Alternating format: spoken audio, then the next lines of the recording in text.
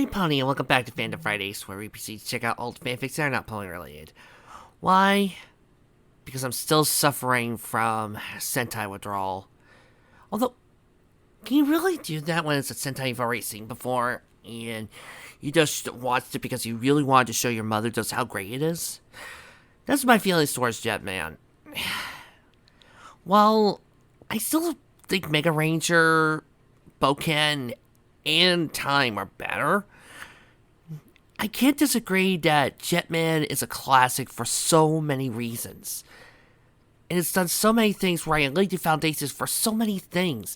It's no wonder the next Sentai, Zyuranger, just couldn't match. Granted, this is also why Zyuranger had to be done, and I don't think Power Rangers would have been successful with Jetman. Still, I really wish we had a crossover. Martial art for user. Turksy just discovered something on AO3. What? There's a crossover. A crossover. A first special. A first special of Zyuranger and Jetman. You know I don't like Zyuranger, right? Yes, but you love Jetman, and you've probably been waiting for this forever. You're right. So without further ado, here's Kryu Sentai Zyuranger Tai Jetman. Enjoy. Kryu Sentai Zyuranger vs. Jetman by Izut, which sounds very German for a Japanese-based product. Chapter 1, Prologue. Earth. Our planet has faced the worst the universe has seen. Beings that wish to conquer or destroy it. Terrorist organizations, evils of ancient past, reawakened invaders from the far reaches of space and other dimensions. But there are those who step up against them. Those who fight to protect a piece of Earth. They are called Super Sentai!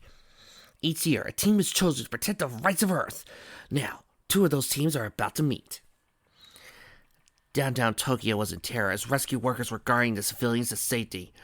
"Hurry! This way!" they shouted, motioning their hands and arms to the direction they wanted the civilians to go. Rumble of debris showering everywhere. "I think that's the last of them," said one worker to another. "Okay," the other replied. Just when they were about to turn around, one of them heard the sounds of a child crying. "Help me! Please help!" One of the workers turned around and saw a small child. A little boy trapped under some rubble. Gasping at this, the worker came right to him. "It's okay, boy. I'm coming to get you," the worker shouted as he reached the child and started pushing the rubble off of him. "Help me, Oni-chan!" "Should we let this one slide?" "Yeah." "Alright, Vic, I'm going to be nice, and I'm going to allow the Japanese words to go by. But just this once. You're the only Vic I'm going to allow that. I hope you appreciate my sacrifice." "Hold on, I've got one piece left," the rescue worker said in a strange voice as he finally got the last piece of rubble off of him. Grabbing the small boy, carrying him in his arms, he stood up. Just when they were about to make a run for it, a shadow cast off of him. Sweat dropping, the rescue worker looked over his shoulder and saw the source of the terror. The creature stood at skyscraper height. Looking like a centaur, it wore full armor on its humanoid part, and it had a helmet on that seemed to curve into a swirl. His head and face looked like a man's with a full beard, mustache shaved in a diamond shape. His eyes bloodshot red, and in his arms was a bow with a curved elastic limb and a flame design. On his back was a full of glistening arrows. The bottom half looked like a horse with shin guards covering its ankles. It was Doris Sagittarius! Doris Sagittarius was firing its glowing arrows at buildings, causing rubble and debris to fall everywhere. Doris Sagittarius looked down at the rescue worker holding the child in his arms, and lifted up its right hoof to step down on the man and child. The man wrapped his arm against the child to protect him from his impending doom, till they heard laser fire at the beast. Doris Sagittarius, as well as the rescue worker, looked up and could see something moving over the horizon. Something big was heading towards them. As they got closer to them, they could see it was Dino Tanker.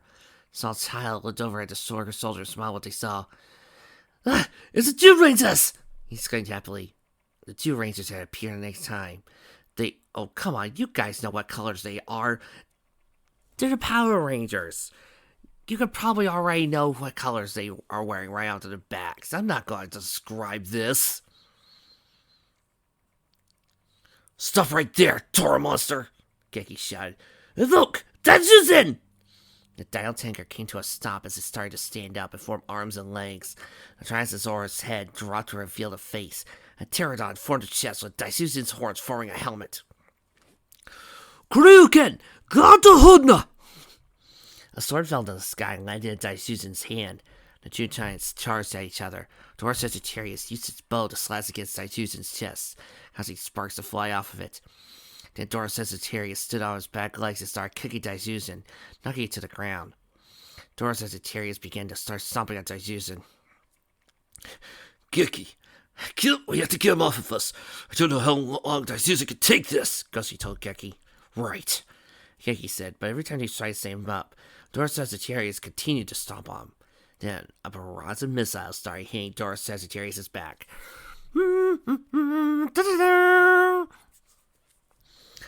What was that?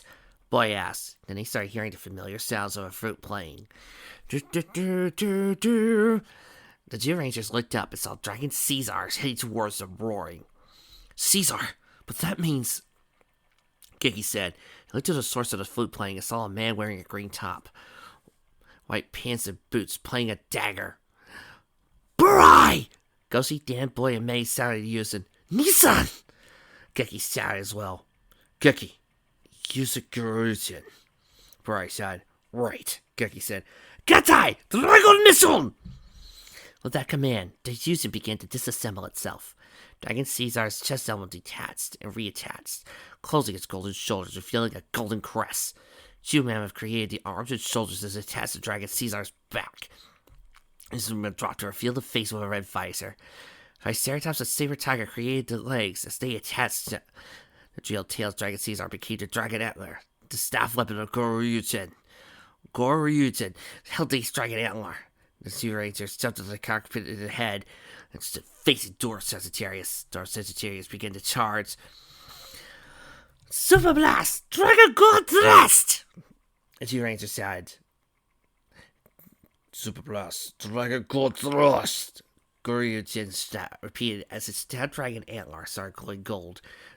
Dora Sagittarius charged, and the Goryujin thrust its Dragon Antler into Dora Sagittarius, stabbing him in the stomach.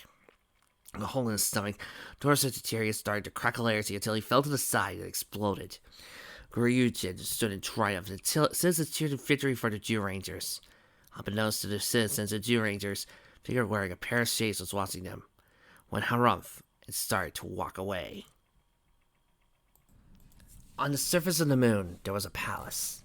When shown in the light, it was a beautiful silver, hard circular objects. At the top of the light shining out. On the outside of the palace, above the entrance were carved the words Bandora Palace, and a letter of the witch of Bandora, who was currently pacing the floor of her balcony, furious at her most recent defeat.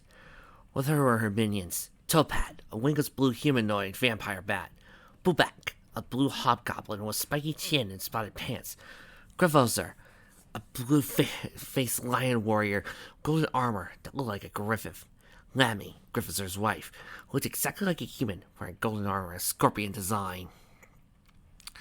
You know, I get the fantasy references for Babu Squat, and maybe even Finster, but what's the fantasy reference for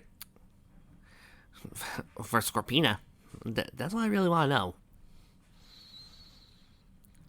Tell me your Zyurangers! Bandora growled as he kicked the globe, knocking Topad Bubak down. And yes, I am going to try to copy Sogawa's voice actors for this one.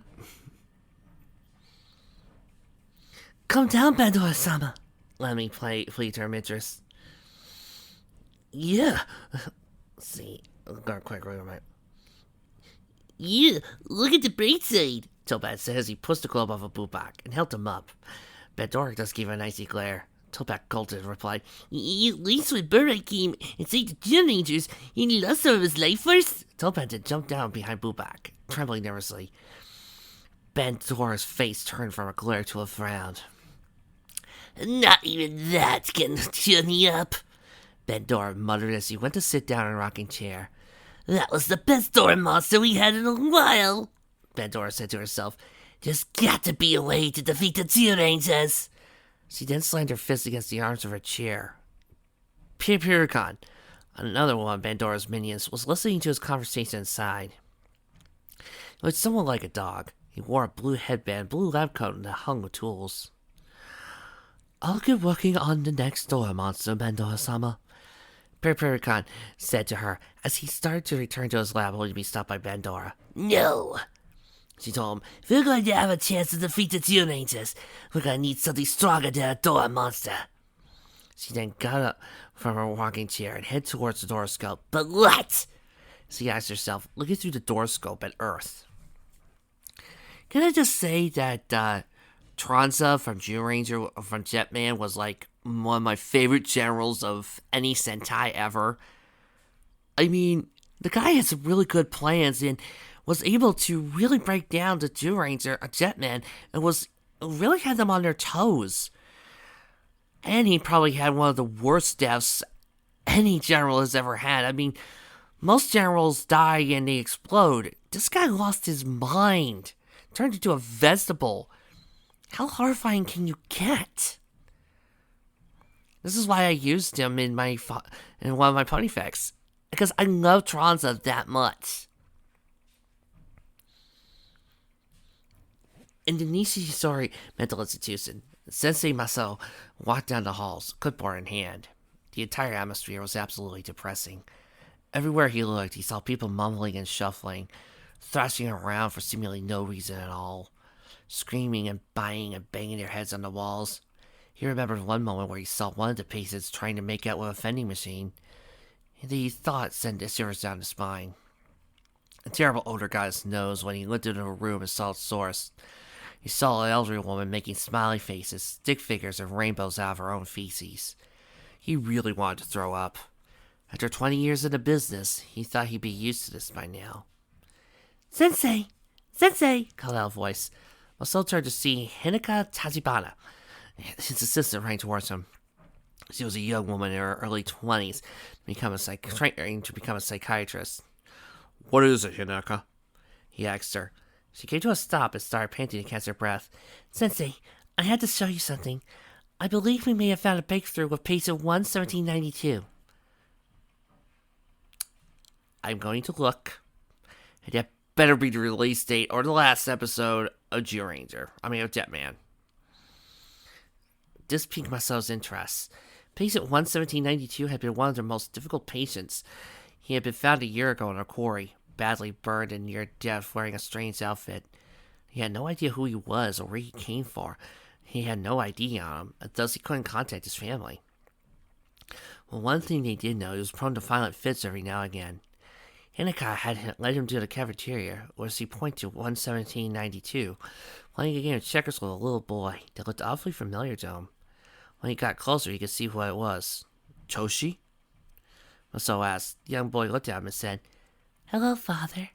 Choshi said with a smile on his face. Masao looked at Hinaka with rage in his eyes. Hinaka, why on earth did you bring my son here? He demanded from her. She just shook nervously, trying to regain her posture. Sensei, it wasn't like I left him here alone. I had 2 guards watch over him. Plus, patient 11792 seems to be taking a liking to Choshi, she explained to him. He seems much livelier with Toshi-san than any of the others. She says he pointed over the 2. Patient 11972 looked like a man estimated to be in his late 20s, early 30s. He was originally bandaged up when he came in, but slowly started to become more functionable. When Choshi moved out pieces of the patient 11792's side checkerboard, said Kingme, you could see some life and a light smile on his usually zoned-out face. Maybe, Hinaka, Masao began to say, but you still had no right bringing Choshi into this. But we were making a breakthrough, she carried back. While the two of them began to argue, Patient 11792 looked over at him, slowly started to get up from his chair and walk over to him. I'm sorry, Patient 11792 said to the others, though. I didn't mean to cause any trouble. he said to them, but when Masao and Hinaka slowly started to soften up, another patient walked between them and accidentally stepped on 11792's foot. Patient 11792 grabbed the other patient by the neck and the two guards ran over to break him up. For a split second, one could see an aura around 11792 and two shots of lights in his eyes. Back at Bandora Palace, Bandora was looking through her doroscope when she suddenly felt a jolt run through her senses and a shiver down her spine. Causing her to jump back and fall down to the floor. Bandora-sama! Lemmy, as she, Griffithsur, Topat, and Bupak, and Pirikan came over to her. You Bandora-sama, what happened? Topat asked as Griffithsur and Lemmy pulled her back to her feet. I sense a great power dormant somewhere on Earth. Bandora exclaimed as she ran back to her doroscope to search for the source.